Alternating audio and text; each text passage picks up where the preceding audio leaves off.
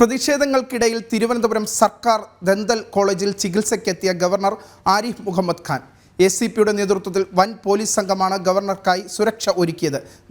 Dental college പരിസരത്ത് ഗവർണർക്കെതിരായ ബാനറും വഴിയിൽ കരിങ്കൊടിയുമായി SFI പ്രവർത്തകരും എത്തി. എസ്എഫ്ഐയെ നേർക്കുനേർ വെല്ലുവിളിച്ചതിനു ശേഷം കോഴിക്കോട് നിന്നും തലസ്ഥാനത്തെത്തിയ ഗവർണർ തിരുവനന്തപുരം സർക്കാർ ദന്തൽ കോളേജിൽ ചികിത്സയ്ക്കായി എത്തി. പ്രതിഷേധക്കാരെ കണക്കിലെടുത്ത വലിയ സുരക്ഷയാണ് എസിപിയുടെ നേതൃത്വത്തിൽ ഗവർണർക്കൊരുക്കിയത്. എന്നാൽ ദന്തൽ കോളേജ് പരിസരത്ത് എസ്എഫ്ഐ പ്രവർത്തകർ ഗവർണർക്കെതിരായ ബാനർ സ്ഥാപിച്ചിരുന്നു. ഗവർണർ മടങ്ങുന്ന വഴിയിൽ പട്ടം ജംഗ്ഷനിൽ കരിങ്കൊടിയും പ്രവർത്തകർ കാണിച്ചു.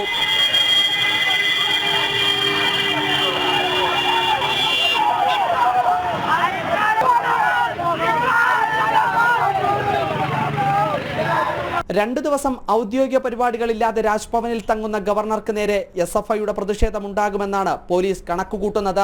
അതേസമയം പ്രതിഷേധങ്ങൾ ഉണ്ടായാൽ അതിനെ ശക്തമായി നേരിടാൻ ഒരുങ്ങുകയാണ് ഗവർണറും രാജ്ഭവനും. ജനം, തിരുവനന്തപുരം.